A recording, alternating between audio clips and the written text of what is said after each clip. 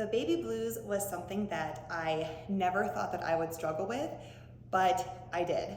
And that is why the first video in this new series of Unfiltered and Raw #Mom Life, it's going to be talking about the baby blues, because if it can happen to me, it obviously happens to everybody. And it's something that I feel like isn't talked about a lot, and I was so unprepared for.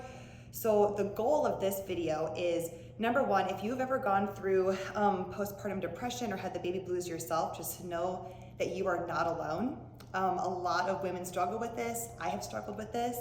And the other thing is, if you are not a mom yet, to hear this story and to be able to maybe see some cues or hear some things that will help you to avoid getting postpartum depression or the baby blues yourself. So my story is our first child, a boy named Pierce. We had him 2.5 years ago. And I did not think that I would struggle with the baby blues at all. I'm naturally very positive. My nickname in high school was actually Sarah Glasses Half Full DeVries, if that gives you any concept. So I've never struggled with that. And I didn't do a ton of research myself, to be honest. Then we had Pierce, and it totally, completely rocked me. The first 2 weeks were, especially the first 2 weeks, were extremely, extremely hard. I felt like I had no idea what I was doing with Pierce. I felt like I had no idea what my body was doing. I was having like incredible night sweats every night. Ladies, if you've ever had this. So not only are you not sleeping during those first couple weeks, but when you actually fall asleep a little bit, you wake up with night sweats. I felt like my hormones were completely out of control, and I, for the first time, just felt like I really had no control over my body or my thoughts. But the day that I knew something was wrong was Pierce was about 2 weeks old, and it was another night of just not sleeping, and he woke up early in the morning. I nursed him. I tried to put him down, hoping that I could get 30 to 60 more minutes of sleep, and he woke up immediately crying again. And inside of me, I all of a sudden felt so angry. I was so angry at Pierce. And I felt and heard these little voices speaking incredible lies to me.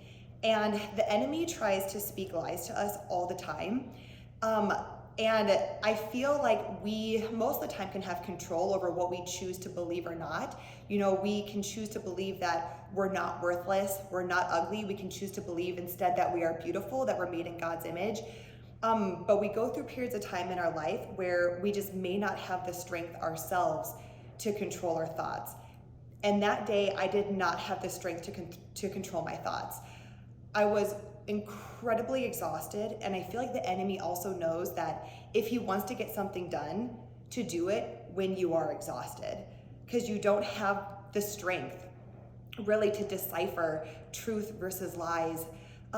So that morning when I woke up, because Pierce was crying and I felt so angry, I felt these lies in my head saying that you should resent your son, you should be angry at your son stole so much from you. And I'm gonna get emotional because it's like, if you've ever gone through postpartum depression or baby blues, it's like crazy what the thoughts that go through your mind.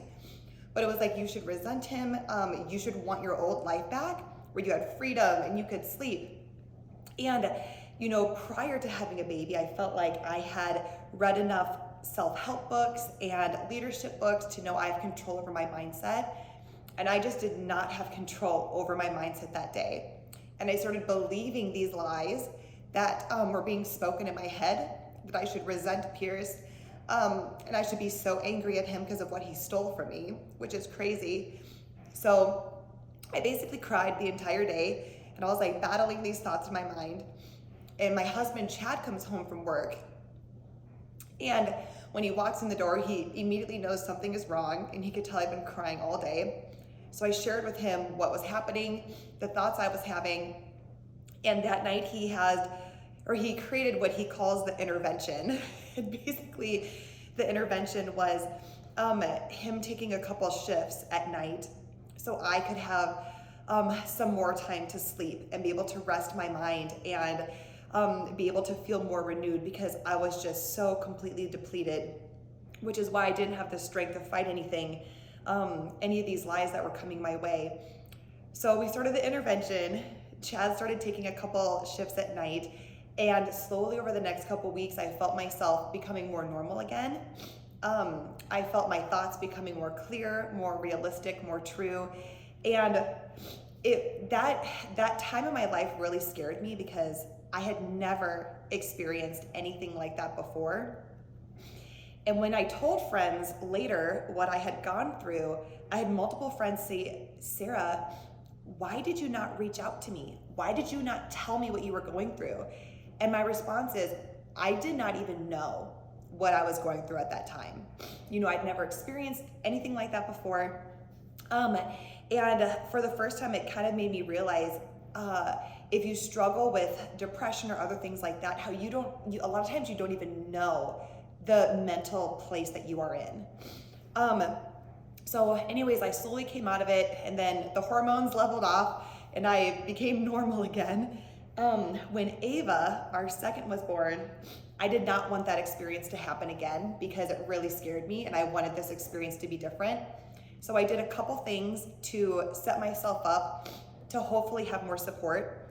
One thing is, I asked for a ton of help. With Pierce, I felt like I should do it all on my own, because I was his mom. I should know what to do. I should know his cries. I should be able to handle it myself, and I couldn't. So this time around, I knew I couldn't. So I had a ton of help. Chad took a paternity leave, which was huge. The other thing is, I told myself earlier on that I was going to choose enjoyment.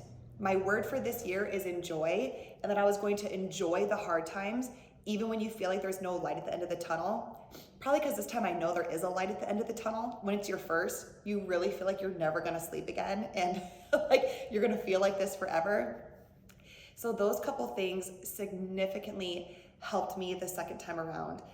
So I didn't fall deep into that trap of the baby blues and believing the lies. So basically, to kind of recap and to end, just remember, ladies, that you are not alone if you struggle with this. So many women struggle with this. It needs to be talked about more. Women need to share their stories more, so that we know that we're not alone when we go through these things. We need to ask for more help. We need support. We cannot do this on our own. And don't be ashamed of asking for help, and don't feel like you're a bad mom, because you're a good mom no matter what you do. So just ask for help. And the other thing, remember, is that Satan really will try to hurt you when you are exhausted and depleted. So sometimes the main thing that you need is just to rest and just to sleep.